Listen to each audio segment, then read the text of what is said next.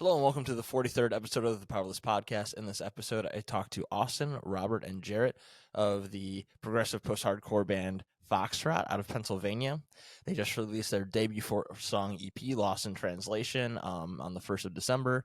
Definitely worth checking out. It's really cool. It's got a lot of different influences in it. We get into a lot of that in this recording, as well as how the band started, the influences of each member, and how they kind of approach writing music and what's coming up for them in 2024. Along with a bunch of other random things like gear and all that kind of stuff that I've been trying to talk with bands more about lately.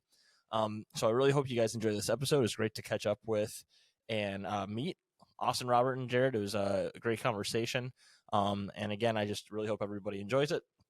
If you want to reach out to the show and get in touch with me, you can always reach me at thepowerlesspod at all social media platforms. I think I'm on pretty much every single one. Just created a Twitch account as well. So I'm going to be live streaming some of the episodes. This was the first one that I kind of did a trial run with, and it went really well. So definitely follow on Twitch, follow on Twitter, follow on Facebook, follow on Instagram, follow on TikTok. I think there's other ones. And also email me at thepowerlesspod@gmail.com. Reach out to me if you're a band or a journalist or an activist or a political commentator or whatever else. And we can set it up to have an episode. I've got a lot of cool ones lined up for this year. And I had a lot of really great ones coming to the end of 2023. So I just kind of hope that continues. And thanks for listening. If you want to support on Patreon, it's $2.50 a month.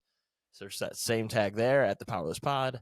And if you want to support there, that'd be great. If not, no worries. And of course, the last thing before we get into this episode, again, we do not talk about this in this episode. This is not really a politically informed episode. The next one I'll be putting out is sort of that middle ground of bands and politics, but this one we solely talked about the music, solely talked about the band start and all those good things. But as everyone knows, for the last couple of months, I just try to share these things with people so that way you can stay informed and do what you can to pressure politicians, to pressure those in power to help stop the United States and other Western countries' backings of the Israeli genocide in the Gaza Strip. As of this recording, over 30,000, so 30,676 people are dead, according to Euromed Monitor. Over 28,000 of those are civilians. Over 12,000 are children. Almost the entirety of the 2.2 million people living in Gaza are displaced. Over 1.9 million people are displaced from their homes. Over 200 mosques are destroyed, 3 churches destroyed, over 100 journalists killed and assassinated. So just a lot of horrific things still going on in the Gaza Strip, as well as escalation of violence in the West Bank and illegal settlements there that are illegal under both Israeli and international law. So I just really think it's important to keep that in context. Every week when I put these out, I'm going to be sharing these numbers still. Make sure to go to ceasefiretoday.com to find out how you can pressure politicians, how you can support getting money to help children get food or basic necessities for everyday civilians in Gaza, and just see how we can help pressure people that are in power to stop aiding and abetting this escalation of violence and what is labeled internationally as a genocide. So again, go to ceasefiretoday.com, see how you can support. It's very easy. I use it almost every day to contact politicians and those in power myself, and just try to make sure you can do what you can with what you can. Again, that's not what this episode's about. Just going to plug that here before we get into the episode. So again, right after this, we'll be listening to a conversation with Austin, Robert, and Jared from the progressive post-hardcore band Fauxtrot.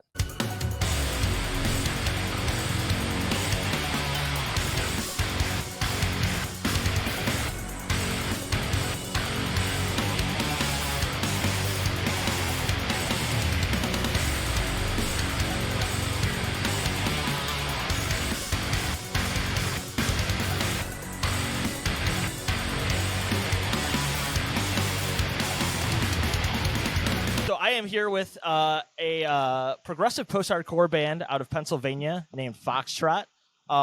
Recently released your debut 4-song EP, right? This is the first release you all really did outside of the single leading up to it, correct? Yep. called Lost in Translation. Came out on December 1st. Absolutely fantastic 4-song EP.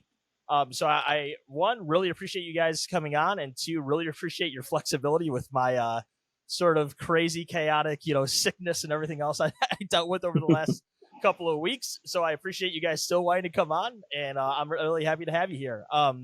Before we get started here, healthy there, Brandon. Yeah, I appreciate that too. But before we get started here, I'll go first to Jared, then to Austin, then to Robert. Just go ahead and introduce yourself and say what you do in the band. Cool. Yeah. So my name's Jared. I'm Austin's cousin in the band. I play bass, and yeah. Okay. Austin? Yeah, my name. I am Austin. I play guitar in Fauxtrot. I'm Robert. I sing in the band, and I'm not Jared's cousin. so we've got you said there's the three of you, and I noticed it's a three. I think at least on Spotify. I didn't get to check the promo picture you sent me, Robert, yet, but it's the three of you on your promos. None of you said you're the drummer. So do you guys have a sort of auxiliary fourth member that does the drumming? Does one of you record that in the studio and you play it live, or how does that work before we get into the music? For drumming, we have a guy who helps us out live for the time being. Okay, very cool. And then just this will kind of just add right into what I'll do today. First is we'll talk about the 4-track EP Lost in Translation that you just put out. We'll start off there to kind of break down the songs, your guys' influences, all that kind of stuff. And then we can talk about what got you guys started with this band or started in writing music in general, your music influences, maybe ask you guys what track is your favorite, and then kind of see what's coming up for the band going into 2024. So to start off here, again, we've got 4 tracks from this EP.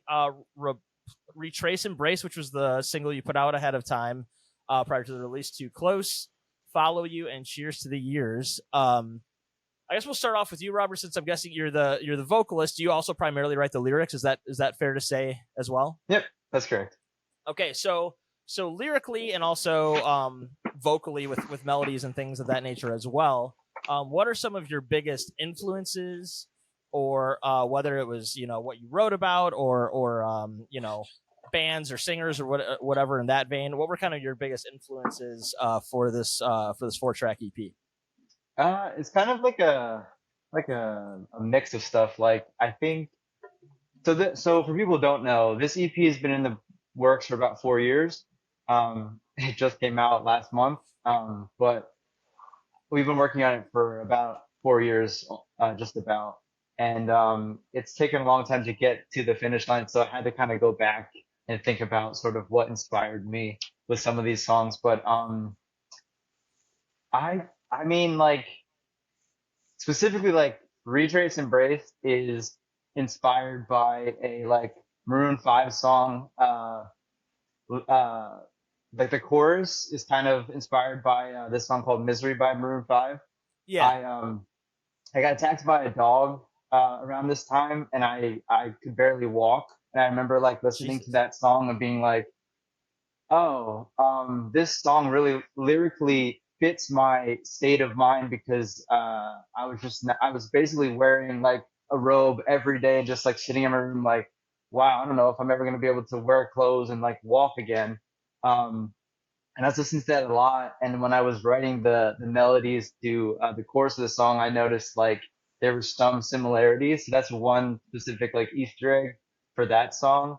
A lot of R&B, sort of classic R&B stuff that I listened to growing up. Things like Usher and R. Kelly and Mariah Carey and those kinds of things. I like a lot of R&B pop stuff. Well, I was going to say, that was one of the kind of notes I had listening through this EP a few times, and I listened to it again today before we did this recording to kind of keep it fresh in my head, is for being, what you guys kind of label yourselves as is a progressive post-hardcore band, which I guess a lot of bands in that vein do this. There's a lot of pop melody and very catchy R&B influence in it, so that makes a lot of sense that you say that's a big influence over other quote-unquote post-hardcore bands or something in that vein. So that's pretty cool. Austin or Jared, do you have any other kind of notes on the instrumentation side for this record? Were there influences you had on the guitar work, or the drums, or how did this kind of come together on your guys' end? I guess Austin, I'll try to make sure we don't talk over each other. Austin, if you want to go first. Well, funny enough, as far as like the drummer goes, we actually had like a jazz drummer that recorded most of the Nice. more like everything. So a lot of people have picked up on that, especially like with the grooves and all the other stuff that's been going on. So having just a jazz drummer kind of like opened up a lot of things for us, instrumentation wise. But yeah, as far as like everything else goes, for me personally, I'm inspired by like Tron, DGD, and Periphery. Those are like my three biggest, bands that I kind of look up to. So a lot of them kind of inspire my playing at some sort of degree. Yeah.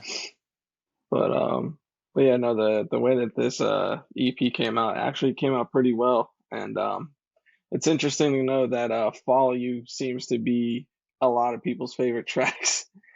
To the point where the kind of acoustic one, right? Yeah. A lot of people say it's like their most favorite out of the EP, and that's just like, hey, that's funny. That was the one song me and Robert wasn't sweating over.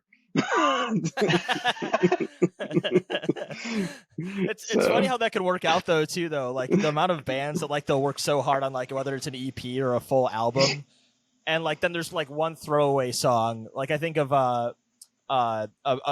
emo post-hardcore band Silverstein that I listened to a lot. Like, their biggest song ever was My Heroine, and it was like they almost didn't even put it on their album because the rest of the band was like, I don't even think this is a good song. Like, we didn't even do it. It was all like the singer wrote it, and it's like that's the biggest. And they put it like track 10 or 11 on the album or whatever, like throwaway thing, and then that's the one everybody likes, right? You just never know, I guess. It's funny because I wrote the vocals to that song, most of them in like an hour, and I'm like, right.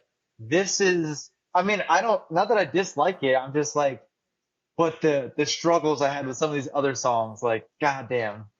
There's a little bit of you though, like I do get it because I'm an big on amateur musician myself, and it is funny like when people talk about like one of the songs, like you said, that not that you don't like it, but you don't even necessarily remember like an in-depth thought on like the lyrics that just kind of flow out or whatever. And then that's what everyone grabs onto, and the one that you were like painstaking over each line, like maybe that's the one that like gets the least streams or whatever. And it's like you just got to roll with it. Can't get mad about it. You just got to be happy people are listening, right? You're right. That's a funny little anecdote. Jared, for the bass playing, there's a lot of what I like about both you and Austin in this music, and this kind of goes into this is why I like quote unquote progressive music a lot, is it's a lot more intricate with like the back and forth between the bass and guitar as compared to like some other, like, not shitting on any bands, but some other like metal or post-hardcore bands where a lot of times you'll just have the bass follow in a lower octave of a lot of the riffs. Not that there's not a place for that in various songs, obviously, but you guys have a lot of intricate things that happen that kind of give a different groove to the music, along with what you said with the jazz drumming, which kind of puts things more in a pocket, which is really cool.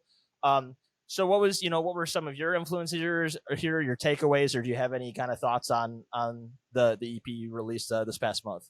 Yeah, so if we're talking about like strictly Retrace, I don't think I wrote like any of that song. It was like all Austin. But the rest of the EP, a lot of it's hard to say, man, because I'm really like a guitar player at heart. I just really joined this band playing bass because they needed a bass player. Mm-hmm. And it's just, I would like to say that a lot of the bass playing tries to follow alongside or at least keep up with Austin's guitar playing. But I do realize that like a lot of it is kind of, like you said, it's like back and forth. And I guess I can attribute I like listening to like a lot of progressive metal, I guess you could say. Like, mm-hmm. I like a band called Bird Problems. They have a lot of really like cool leads. Periphery is also like one of my favorite bands. Love the leads on that. I just really like lead playing. And I never really considered myself a lead player, more so considered myself a rhythm player. Yeah. But this genre kind of allows me to play lead at like a lower octave. And that's, I guess that's kind of like my influence is really the whole like progressive metal and like jazz fusion type of stuff. Well, yeah, I mean, it's cool to hear both you and Austin say Periphery, even though it's not like you would listen to your band necessarily and be like, oh yeah, that's like these 4 songs are heavily influenced by Periphery, like off the top of your head. But in the sense of like, that is a band that is progressive and yet like they can be all over the place, right? Like they can have some of the most insane time signatures and transitions and all that kind of stuff. But it is still about making a cohesive song in the midst of like, very intricate guitar work and bass work and, catchy hooks and all those kinds of things. So that it's cool to hear that despite the music, itself not being like this heavy progressive metal, focused, what am I looking for? Influence, I guess, like outwardly. That's really cool. Yeah. Yeah, go ahead. Wait. So fun fact about Retrace real quick. That song actually doesn't really have a chorus. When you hear that one vocal line come back later in the song, it's a completely different instrumental underneath. And actually, right. I had to sing it a little bit different because of the notes and stuff that were being played. But I just kind of like almost forced a chorus to have some sort of consistency with the song. So like, I think sometimes my job in the band is like to make some of the chaos more cohesive vocally, and that's what I did in that song. Yeah, I think what's cool about this EP, and I'll be interested, of course, as things go forward with your band, to hear this come out more with you guys as you write new material, whatever else you do in the future, is it seems like your vocals and like that kind of R&B pop influence really pulls things into being catchy, even though, like you said, your single you put out doesn't really even have a chorus, right? But it still has that sort of feel of like being very melody focused and getting stuck in your head, even though it's not like a conventional repeating, hook line. So that's really cool. I like to talk about this a lot, and this will be still with the EP focus, but in a different light other than influences, is I like to talk about kind of the recording process. I don't know if you guys are into nerding out about gear or the recording, or how meticulous you are with things, or if it was DIY and all those kinds of things. So kind of talk to me a little bit about the production aspect and mixing aspect of this. Did you guys go to a studio? Did you do this more in-house with yourselves in like a home studio? What was the process like there? And just kind of speak to that a bit. I guess I'll go. Go ahead, Jared. So yeah, we went to a buddy of ours named his name's Eric. His studio is called is it Navro, or I think it's Navro Studios up in like Wilkes-Barre, PA. And this was our first, well, at least our first real like studio session as a band, and it was, to put it like bluntly, it was kind of like a shock, because we've went to people before and we've like recorded, but none were as like meticulous as him, and as like everything has to be on point and to the grid as it was with him. And I thought that was really cool, because I think the product came out really well. Everything is in time, and it's something that's like really cool. It's like really tight, which is something that I thought going into this that it was going to be kind of like a little looser, a little like indie. But yeah, just was really stoked to have that studio experience. And yeah, we're going to be going to him in the future too. So awesome. Well, yeah, I was going to say, it sounds, especially for a band's first release, it sounds really tight, really professional sounding. So it makes sense you actually went to somebody and had them kind of take it's always great to have that, especially like I'm so happy to hear you say that. Yeah, of course. Because it, kind of tightening the reins, make sure things are as tight as possible. That isn't in the band, right? So that way they can kind of have more of an objective lens on things.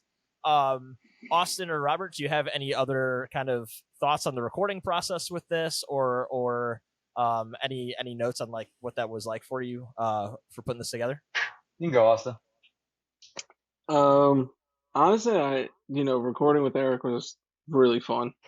Even though we were like serious, but also like joking around like most of the time. And funny enough, when the guy came in and did the drums, he had to get all his drums tracked in like one day.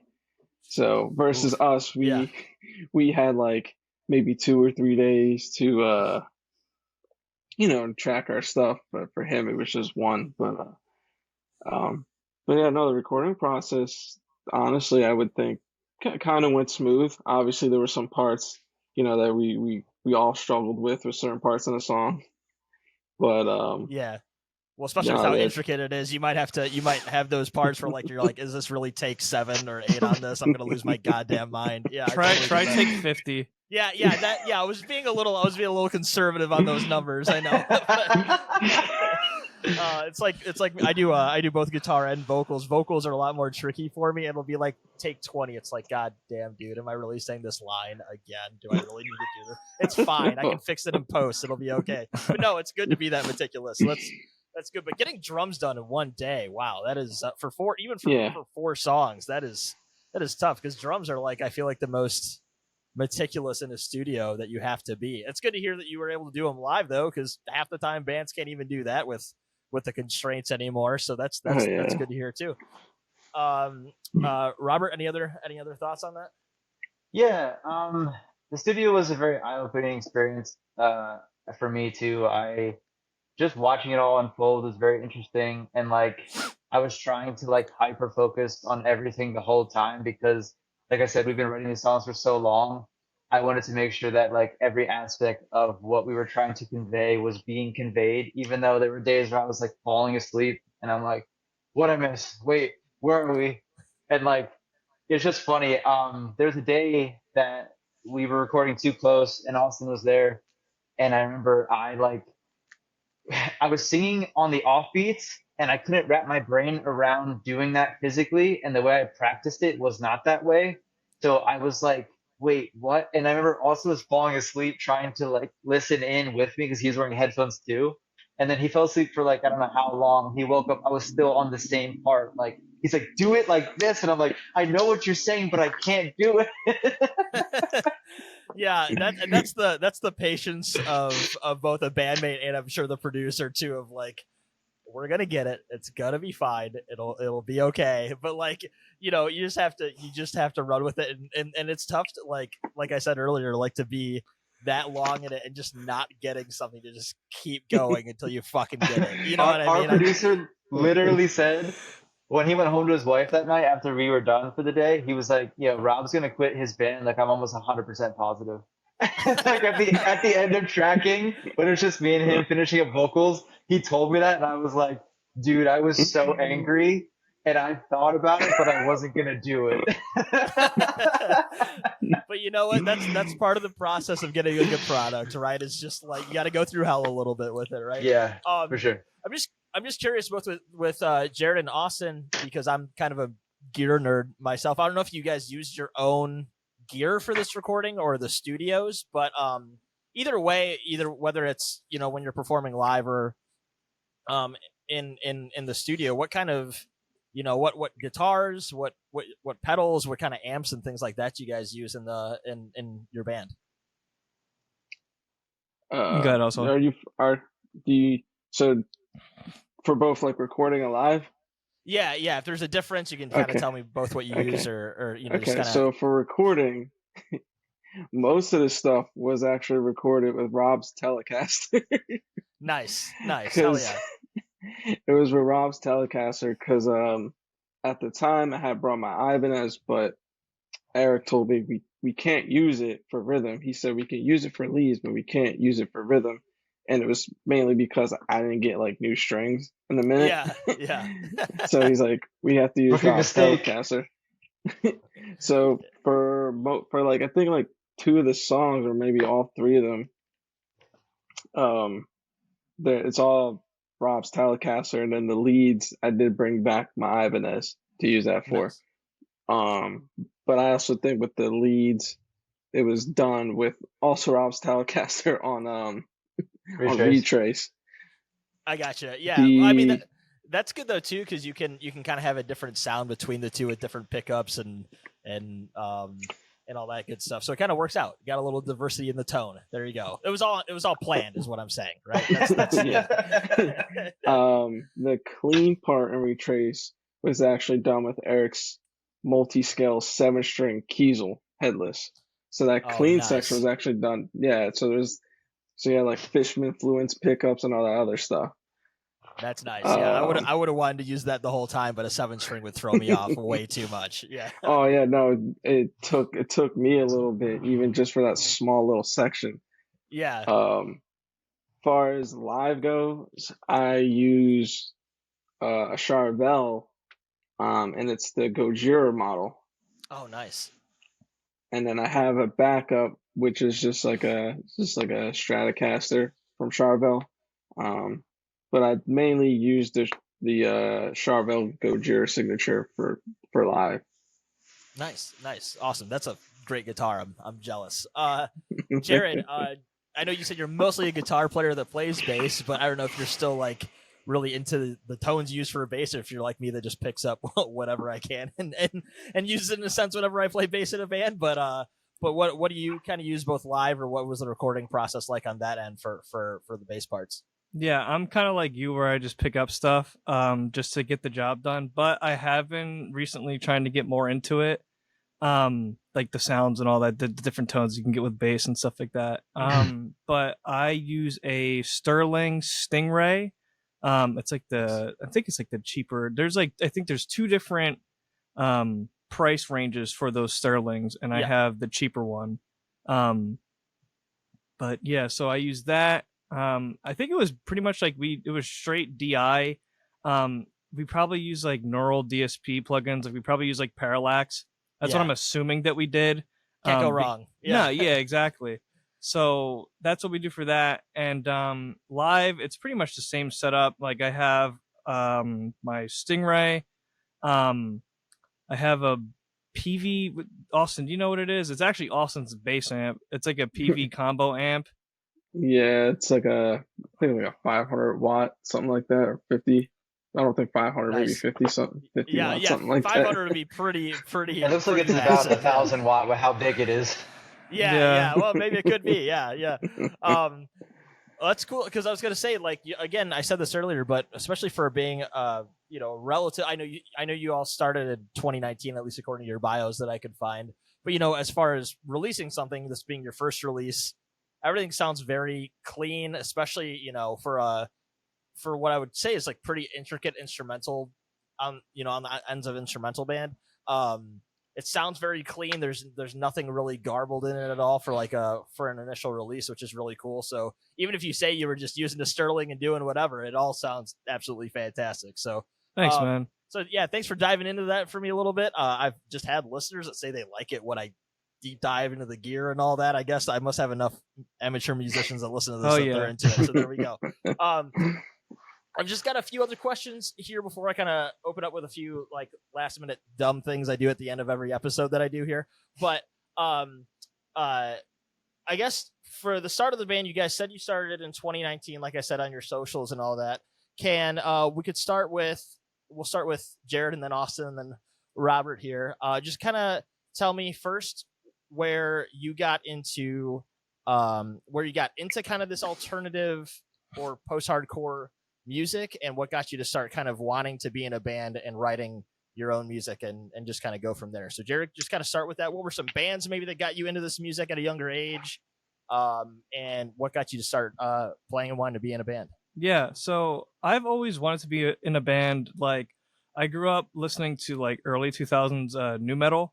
Like I listened to System of a Down for probably like 12 years out of my life, like just straight up, like not even joking. Like that was the only band I listened to, and Austin would get like pissed at me because he's like, there's other music out there, right? And I was like, no, there's not. So I always wanted to be in a band since then. My parents thought that it was just a phase. Funny enough, like that whole cliche thing. Yeah. They were like, we're never getting this kid a guitar. It's it's horseshit. Like, can I curse on here? Sorry. Yes, you can. Okay, cool. Yeah. They're like, yeah, this is horseshit. We're not letting our Spanish kid play fucking rock music. So, on top of that, I would say when I was like in the 6th or 7th grade, Austin showed me, Dance Gavin Dance, and originally I hated it with like a burning passion. I didn't really understand it. It was back when the Happiness, I guess, album cycle, when they had Kurt Travis. And funny enough, that's my favorite album now, but when he showed me at the time, I just didn't understand it. So I would say the first band that like actually got me into it was probably the Fall of Troy, because of Guitar Hero 3. Um, but yeah, like I've always wanted to be in a band since I was a kid, and like to be 100% honest and like transparent, like I always wanted to be in a band with Austin, my cousin. That was like a goal of ours for a long time. So to be able to do that, it's like really cool, and it's kind of like a full circle moment for at least me. I don't know about him. He's probably like, God damn, what this fucking kid. But yeah, I would say Fall Out Troy got me into it, and then as I got older, I did eventually, obviously, start to like Dance Gavin Dance. Like I said, Happiness is my favorite album. I guess other bands that are post-hardcore that I like it's Royal Coda. I guess In Angles, if they're considered post-hardcore, I love In Angles. I'm trying to think of one more that was like that pushed that for me. I think that was it, really. Yeah. Well, but those are all pretty late, especially especially naming System and Fall of Troy, like both obviously very different camps of heavier alternative music, but I mean, both of those bands influence, especially if you get into guitar or bass. I know, like you said, you're primarily a guitar player. Like you hear that music on either ends of those spectrums, and it's like I don't know how people didn't get hooked into it, at least wanting to try to play. Whether or not you ended up being able to would be, you know what I mean? Yeah. But like Darren's playing in the guitarist in Fall of Troy. It's like just such interesting like instrumentation choices, and just can kind of like scratch that part of your brain that just like makes you want to make music. So that's really cool. Especially I'm a huge System fan, so I love to hear that as well. Yeah. So that's great. Austin, I'll turn it over to you. What kind of got you into this kind of music, and what got you to start kind of playing guitar and wanting to write your own music and be in a band? It's funny that the first time I ever heard rock music or in that realm was like Sonic. Oh yeah. So yeah, it was like Sonic Adventure on Dreamcast. So I've always liked that sort of music, but I guess it didn't really push me to wanting to play guitar. It wasn't until a couple friends of ours in middle school was like, "Hey, you gotta try out Guitar Hero 3. It's amazing." So eventually, me and my buddy ended up getting Guitar Hero 3. We started playing that until we got up to Expert, and then eventually there was a post. There was like a little paper on the school doors. It was like, "Hey, guitar lessons, $13 every week, Wednesday after school." And my friend was like, "Dude, I really, want to get into guitar." And I remember I was like, I kind of want to too, but I'm not sure. So eventually I was like, you know what? All I do is play games. I could use another hobby instead of just playing games all day. Yeah. So I ended up playing guitar because my buddy wanted to play it. And then, I started listening to a lot of like, it was like The Used, My Chemical Romance, Linkin Park. That's what I just started, kind of listening to first. And, and then after that progressively got, deeper with like Bring Me the Horizon, Breaking Benjamin, all his earlier stuff. But it wasn't until I heard Periphery the first time, and it was all new materials. I heard that song and and how the intro was, and I was like, I want to learn how to play like that. This sounds nice. Yeah, so, yeah. Well, so pretty much. I mean, hearing not to cut, but like hearing like Misha Mansour or the other guys in the band, I'm drawing a blank because I'm tired. But like all the three guitarists in that band are absolutely absurd. So it's like the first time I heard them was Icarus Lives off the first album, and it just like even then those before they went really nuts, and even then it was like, God, what the hell is this? It was just like a new sound you had never heard before. So I totally get that. Sorry, keep going. Yeah, so it was when I heard that song, I was like, yeah, I want to play like this, because it was just like these nice, big, like jazzy chords. And I'm like, dude, this sounds amazing. So that's when I, started dwelling deeper, and then I eventually found like Dance Gavin Dance and knew about Fall of Troy, and then Sean became another big influence when I first heard them, and yeah, that's pretty much just all three bands that I was just like, yeah, I like all of what you're doing, and I like this sound. So I'm gonna just go ahead and take these inspirations and just try to, develop my own thing with it. Yeah, that's great. And again, like those are all those bands you listen to are ones that like it's not even like you just get to listen to them and like go crank the distortion and play like a cool riff. Like you really got to sit down for hours when you first start playing and learn that stuff, because it's like, I don't know, you got to go from the first fret to the 22nd in like 0.5 seconds, and just got to be cool with like rearranging your hand over like 8 different frets and all that kind of stuff. So I mean, it throws you to the fire. It throws you to the fire and makes you really good. So that's the way to go. That's awesome.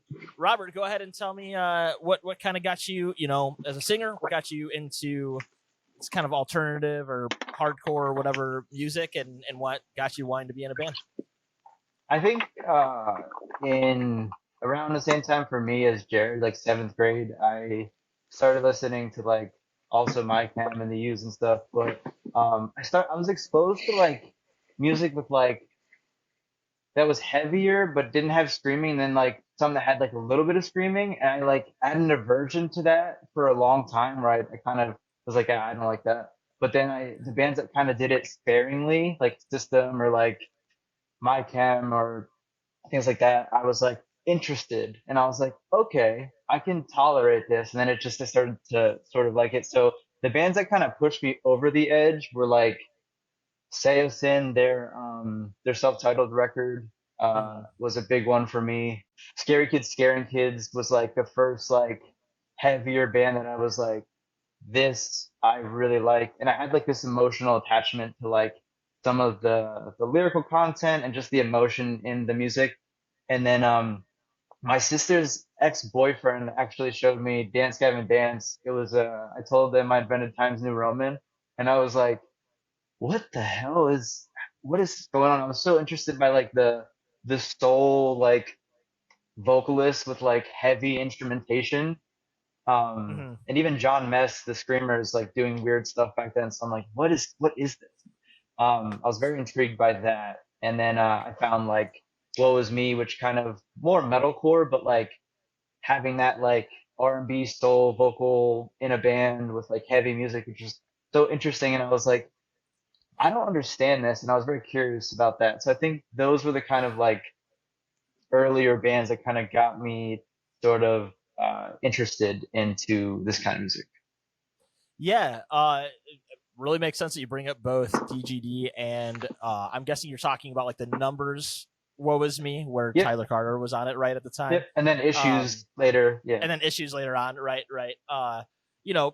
It makes that's kind of what I was going to assume with kind of what you added to these songs, that you had to have some influences from singers like that, because there was that era that has kind of gone away but come back now with bands like this kind of new generation of that kind of loosely calling it post-hardcore, even though it doesn't fit with like a lot of post-hardcore bands anymore, right? Yeah. Where you really introduce a lot of like soul and R&B and pop elements over, but you could do it, over even like with Issues, especially, where you could do it over like, I don't know, drop F sharp guitars, and it doesn't matter, right? Like you could take the vocals and go put them over like a pop beat or something, and it would work.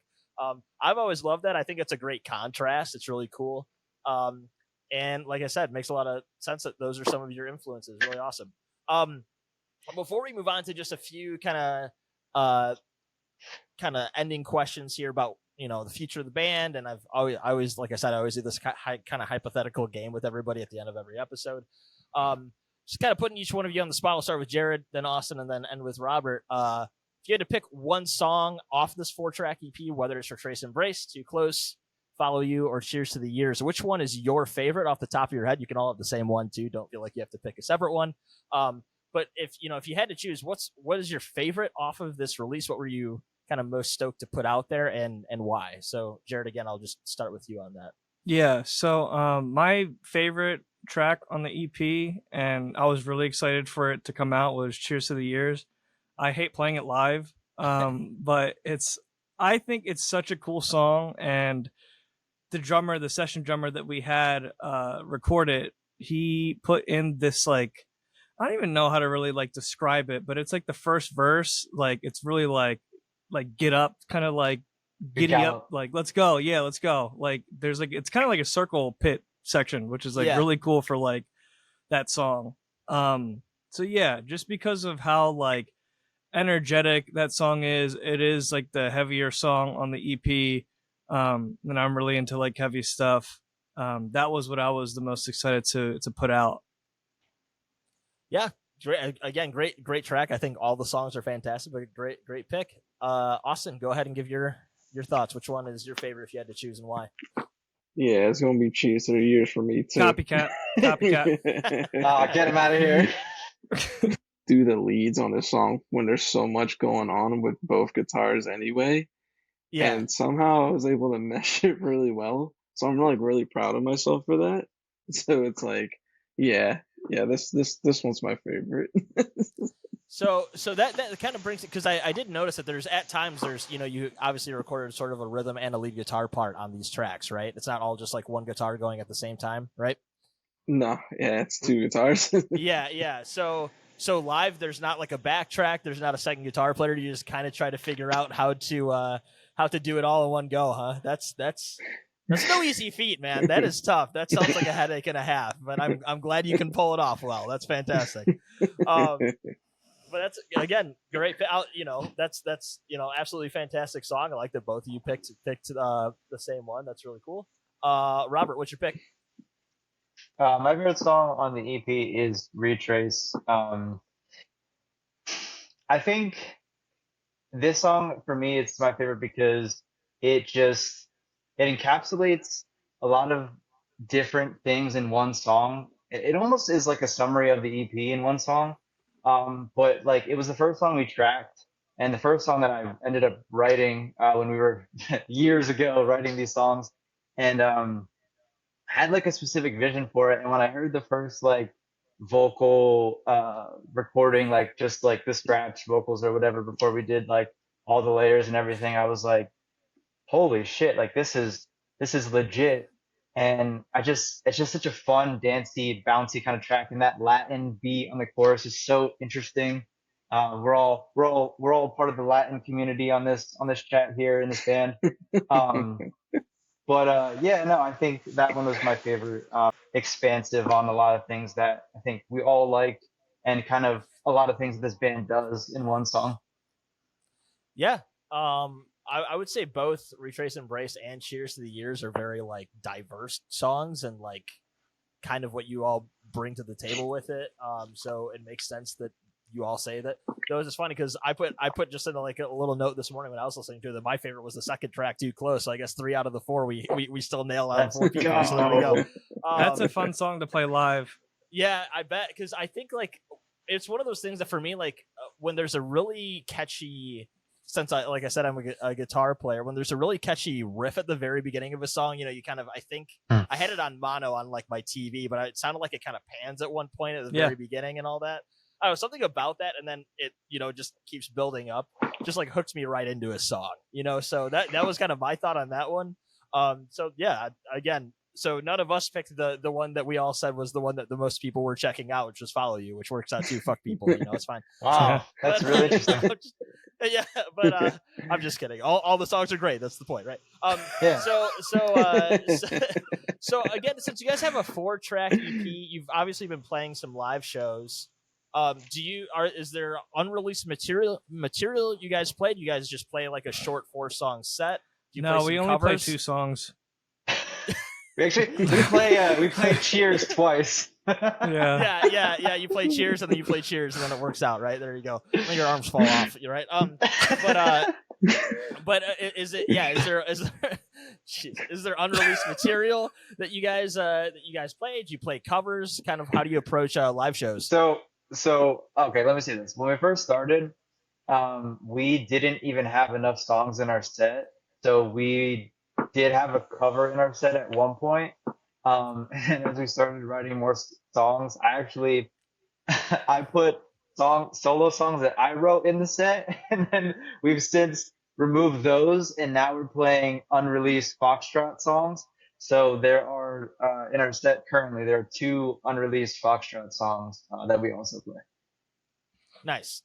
And so that kind of brings me to my next question I had for you guys, and then I'll, like I said, get to my little weird thing I do for bands at the end every time.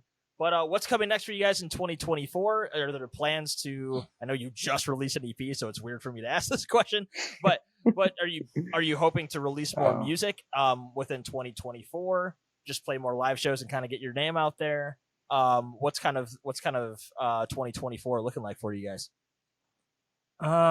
Yeah, so we're a local band, so we're gonna play 2 shows in the beginning of the year, and then we're gonna break up because we released 1 EP and then we're done. I've seen that meme as well. Yeah. Yeah. So playing more shows. We're actually going into the studio at the end of January. We have 2 songs that are kind of like on a tight deadline because we're getting 2 features that I shall not name. But I'm looking really forward to the new material. It's crazy. Like we just released the stuff obviously like this past month and like over the last like 3 or 4 months, but like I'm so excited to release more music, and the new stuff is going to be so much cooler, and I'm just really like stoked for everybody to hear it. So yeah, that's what we're going to do. That more shows. Hopefully we did a weekender back in November. Hopefully like we do another weekender, like a little like run of shows, string of shows in different states, different locations. But yeah. Well, awesome. Yeah, that's cool to hear that you're hitting the ground running to like record already, as you said, 2 more songs. But I guess I think it was Robert, you mentioned earlier that you've had some of these songs kicking around that you released for a while now, right? So I'm sure as much as like you're happy they're released and you're stoked about putting them out, at a certain point when you have to wait so long, you're already like, all right, what's next kind of deal, right? Is that kind of what you're getting at? Yeah, and also it's like because it took so long for these to come out, we were kind of working, well, to record them, we were working on new stuff in the middle of that. So like that's why it's like, oh, well, we have this stuff done, it's just not recorded yet. So we practiced the shit out of them. Let's write some new stuff that we can mess around with. So yeah. Very cool. Well, I'll be excited to see that and excited to hear those when they come out after you record them, like you said, in January. I'm sure you're going into February there. Very cool. All right. Last sort of question I have for you guys before I have you choose a song to play at the end here. I do this with every band the first time they're on the show. And again, when you guys have other releases, if you want to come on and kind of deep dive on the records, feel free to. But say for each one of you, Jared, Austin, and Robert, say you're either not in this band or everybody else, but you quit. Whatever you want to do. You can pick band members from any band, any artist, whatever in the world, whether they're living or dead, kind of picking your fantasy league band lineup. Okay. So I'm putting you on the spot. You each one of you have to answer. I'm not going to let you off the hook. I'll start with I don't know who I want to be mean to. I guess Robert. If you got to pick your fantasy league band lineup from any bands across the board, who would you pick to put into your band lineup? So it can't be Austin and Jared. I have to sing in this band too, right? You have to be in the band. You can play the triangle, I guess, if you really want to. But okay. So okay, I'm getting Mariah Carey as like the lead vocalist, and I'll do like harmonies or backups or something for her. I'm getting, oh god, let me get the drummer from Sayos in the band. What else we got? Let me get let me get Santana in the band. So far we got Santana, Mariah Carey, and the drummer of Seosin. This is great. This is good. This is a good one. bass. Let me get Skylar Accord from Issues. Oh my god, yeah. I guess as another guitar player, let me throw. Wait, did I do? Yeah, Santana. Let me get another guitar player. If you don't know the name, you can just tell me the band, and I can look it up as well. Jesus. Let me get the guitar player from. Oh, throw Will Swan in there from Dance Gavin Dance. There we go. Okay, there we go. Okay, so we got the guitars from Dance Gavin Dance, Santana, Mariah Carey, Skylar Cord, and the drummer from Seosin. There we go. What are you guys doing? You guys doing like pop emo post hardcore gent with Santana just doing solos over the top? Yeah. We're doing Is it a Mariah Carey Christmas album with all these people in mind? Because that's what you got to really do for the money. We right? gotta throw some Christmas jams in there, but like we're creating a genre you guys have never heard of. It's gonna be like Christian soul country rock. Oh jeez, that band's gonna suck. Oh, no, I love it. I love to get these answers because you never like just the thought of what that music would be is just like beyond me. Great picks. Yeah, great fucking picks. Santana, Jesus Christ. Gotta put you also have to add though. You have to add was it Rob Thomas? Because you have to have Rob Thomas and Santana together. That's true. They got to go together, right? Like bread and butter. Yeah. Oh God. Those were unique picks. I got to give you that one. That was one of the more. Although I had somebody pick. I had somebody pick the guitarist from Callous Dowboys was on here, and they picked all of.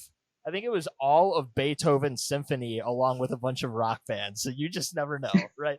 Wow. Jared, you go ahead and go next, man. Yeah, I guess my fantasy pick. I don't know what the hell I would do. That doesn't matter. But I would get probably Joseph Anajar, who's the guitarist for Bird Problems. He's like a real cool like shred guitarist. I'd say probably Misha Mansour from Periphery. Yeah. Spencer from Periphery. Actually, no, scratch that. I'd probably get Kurt Travis. Best DGD vocalist. Yes, great pick. Exactly. Yeah. Thank you. Thank you. You are smart. And then drummer. Oh man. I'd go with the drummer that we're about to announce in our band in a couple weeks. There we go. So the yet to be named drummer for your own band. Then we got Misha Mansour. I'm probably gonna butcher the. But did you say Joseph Anajar? Is that who you're talking about? From Anajar, yeah. Yeah, from Bird Problems. You said and then you said and then you'd be playing bass, right? Did I miss anybody? Yeah, I guess so. Good. Yeah. All right, there you go. Great picks. Yeah. That one's a little more cohesive. I can probably think in my head what that one would be. Yeah. And then Kurt Travis. That's who I was missing. Kurt Travis is the vocalist. Yeah. That actually, it could just sound like a lot like Birds. His other. Yeah, exactly. We're gonna be crackcore. Yeah. Austin, go ahead. So, funny enough, I was gonna add Misha to my lineup too. Oh, you can, dude. This guy's a fucking copycat. I'm tired of this guy. But I'm gonna add. I'm gonna go ahead and take Mark Holcomb. and then put Jason Richardson. Oh, great pick! Great pick. You've got to be in the band. You know that, right? Like you have to be doing. He's a third guitar, just like Periphery. Three guitars, just like Periphery. There you go. Yeah. Jesus. I can just do ambient stuff in the background. They can do the heavy work. Yeah. Play some power chords over the rest of it. There you go. No. Yeah, no, I'll just do all the little stuff in the background. That's it. Yeah. I want to take the bass player. I think his name was Arif from Protest the Hero. So this was during the days. I know he came back for the one album. I think it was with the Eagle on it, but he was with them during the Fortress album. If you listen to that, yeah. So I'm gonna take that bass player. My drummer, I'm gonna go ahead and take the drummer from Good Tiger and vocalist. Trying to think what would be a good vocalist for this type of style that I'm doing. I'm gonna really think about this one. Dua Lipa. This is Take your time, man. He said Dua Lipa. Dua Wait. Lipa. You say Dua Lipa? Is that who you said? That's what, no, that's That's what he what I said. Oh, I didn't hear you. Oh no. I'm about to say fuck it and put I don't know what how this would sound, but put Landon Tours as the vocalist. He can kind of do Wow. anything, so that's a good That's pick. so crazy. You know, because you know, have you ever heard his solo material? He'll do like blues stuff. He'll do pop. He'll do whatever. Like he's a lot more versatile than when their first album came out and he was just doing brutal low screams about Who is this? domestic violence. He's from you The know? Plot and You. Landon. Oh, okay. Yeah. He's like one of my favorite songwriters of the last like decade. He's so good. Those are all great picks though too. You guys got some interesting ones in there. I would say Roberts was like the most out there, but they're all they can all work. They all got it. Great picks. Thanks for suffering through that for me. Sometimes people like doing it. Other times it's like totally brutal. So I appreciate it. Again, thanks guys for coming on. It was really. I appreciate you guys reached out to me to come on the show. Really enjoy the band. I'm really excited to see what comes next, and I'll be keeping my eye out and letting the audience of the show know when the next songs come out and all that good stuff. Last two things. First, share where everybody can find your band on socials, all that good stuff, and then you guys got to choose a song. I always play a song at the very end of every episode, so kind of think about which of the 4 songs you'd want if people have never heard your band that they could just hear at the end of the episode. You guys want to do Cheers? Yeah. You gonna do Cheers to the Yeah. Years? Yeah, I mean, 2 you picked it Yeah. as your favorite, so I guess that majority would rule, right? And then so yeah, we'll play that at the end, and then go ahead and share where people can find your band on socials. So it should be Fauxtrot Band. That's Fauxtrot. It is pronounced Foxtrot. It's Foxtrot_band on Instagram, Foxtrot Band on Facebook, Foxtrot_band on Twitter. And we're on YouTube, we're on Spotify, we're on Apple Music, Bandcamp, and everywhere you can stream and listen to music. All right, sounds great. Again, we'll be playing the EP Ender, Cheers to the Years, from Fauxtrot, progressive post-hardcore band out of Pennsylvania at the end of this episode in the recording. Appreciate you all coming on. Thanks so much for doing this. Thanks, Thanks, man. Brandon. Thanks for having us.